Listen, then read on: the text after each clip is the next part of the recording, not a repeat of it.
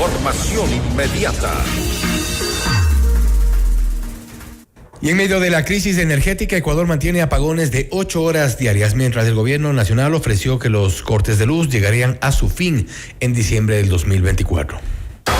La noticia requiere profundidad.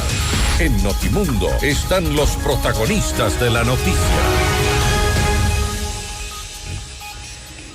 Estamos ya en los estudios de FM Mundo con el doctor Santiago Yepes, consultor energético, para hablar sobre la crisis por la que atraviesa nuestro país. El tema de coyuntura, el tema que hoy por hoy nos mueve a los ecuatorianos, o más bien dicho, nos ha dejado de mover a los ecuatorianos por la falta de luz. La crisis energética, Santiago, hay lamentablemente muchos problemas en el camino y no parece parar, por lo menos por los próximos meses. Fausto, buenas noches, un gusto visitarte y sobre todo un gusto saludar también a todos quienes nos escuchan a través de este prestigioso medio de comunicación. Sin duda el tema energético, un tema primordial. Había revisado alguna información hace algún tiempo. La energía eléctrica es un servicio público necesario para el desarrollo humano y para el desarrollo industrial. Nada de eso está pasando lamentablemente en los últimos meses en el Ecuador. Y ahora lamentablemente, porque habíamos visto en un inicio, también se levantó un poco la protesta porque hubo apagones en el sector industrial, que es donde de alguna forma debería evitarse, porque es lo que mueve la economía y es precisamente lo que se ha paralizado. ¿Qué falta para superar esta crisis? Mira, Fausto, yo creo que hay un problema estructural. Mi padre, que fue un estudioso del tema histórico del país, me decía desde niño que el Ecuador es un país ingobernable. Quiero no creerlo, pero efectivamente hemos visto que temas... La evidencia dice lo contrario. Dice lo contrario. Yo creo que estamos viviendo momentos sumamente complicados desde el punto de vista familiar hasta el punto de vista estructural del Estado, pasando por el tema industrial. En el sector minero, que es del que yo vengo, ¿no?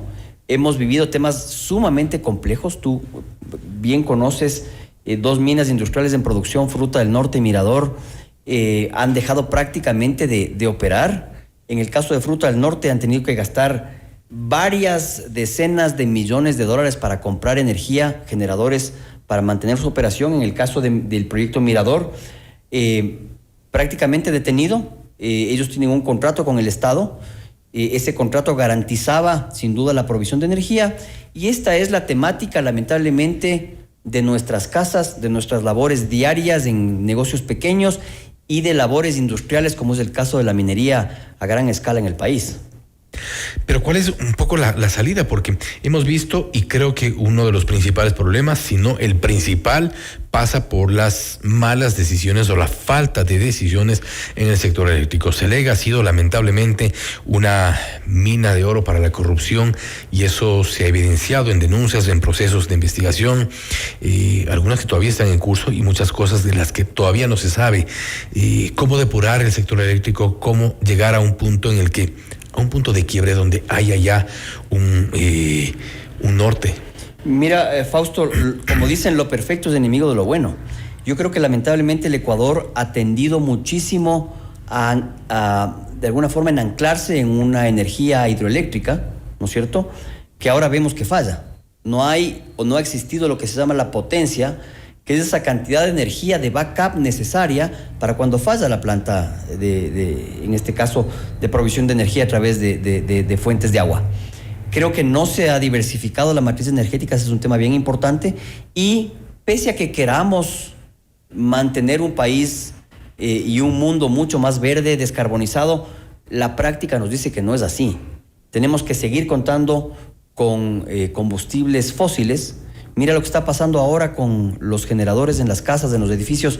Probablemente mayor contaminación que lo que estábamos pensando antes. ¿Por qué? Porque no hemos tomado decisiones adecuadas que finalmente permitan que sectores industriales y el país se pueda manejar de una manera adecuada. Todo lo que hemos mejorado en la protección del medio ambiente lo hemos borrado de un plumazo en estos meses con el uso de generadores en casa, en cada esquina, en cada negocio. Mira, un tema complejo sin duda ha sido, creo yo, la falta de realidad en las decisiones de la Corte Constitucional. Yo no digo que las decisiones estén de alguna forma teóricamente mal tomadas, pero finalmente en la realidad lo que estamos pasando es pagando las cuentas y las facturas de tomar ciertas decisiones, por ejemplo, como el cierre del ITT, como la consulta popular de eliminar la minería industrial en el noroccidente de Quito, en Cuenca, y finalmente decisiones que han ido tomando ciertos gobiernos de turno. Ayer estuve en un conversatorio bien interesante respecto a energía geotérmica.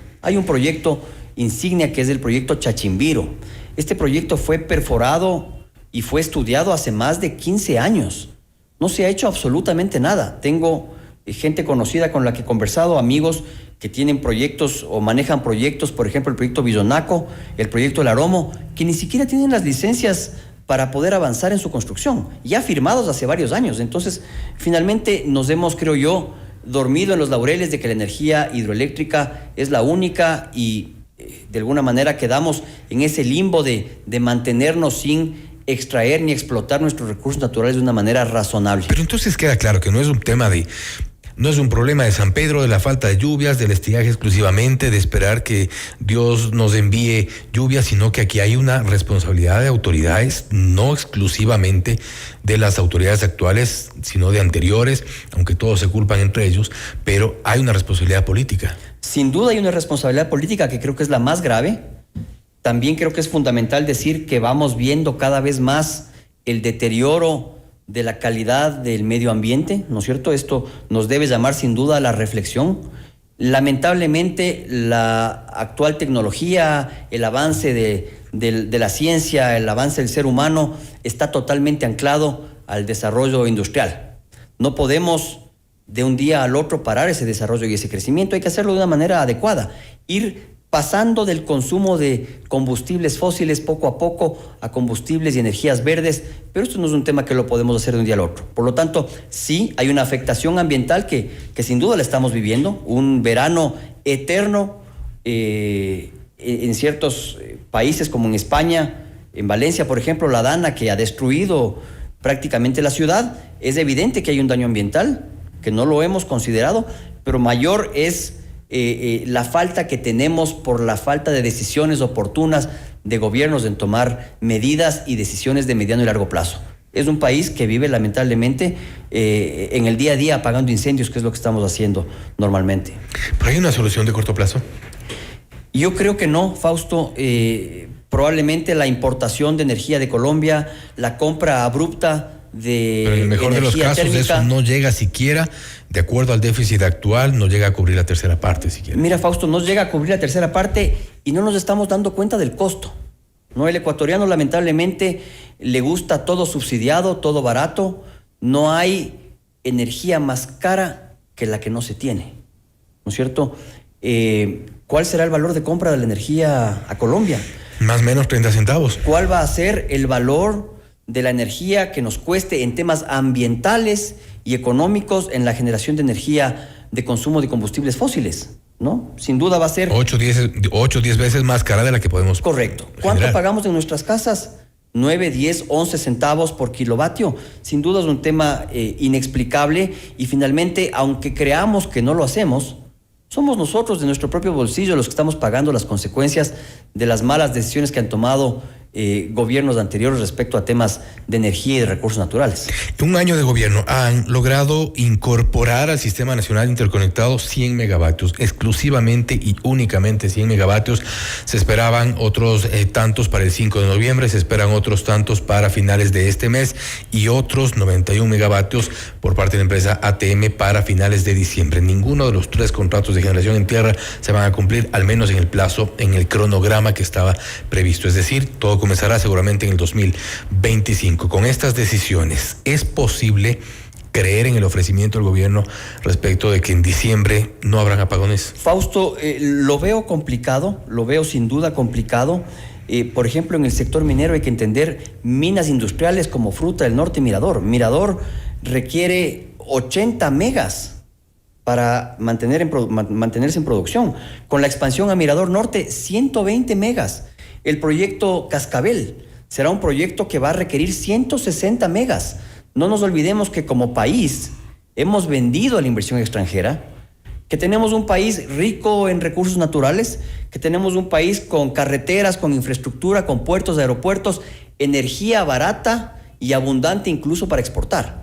Entonces, esas condiciones... Nos vendimos como sustentables. Esas condiciones en las que hemos nosotros atraído inversión extranjera, finalmente son complicadas y creo yo que en los próximos años vamos a seguir sufriendo de finalmente estas malas decisiones. Yo creo que, Fausto, por ejemplo, en el caso del sector minero, aprovecho en comentarles que vamos a conversar de todos estos temas en el ENAEP, el Encuentro Nacional de Energía y Petróleo, que se va a desarrollar el próximo martes en el Club de la Unión. Temas sumamente importantes para el desarrollo nacional y sobre todo para el desarrollo minero.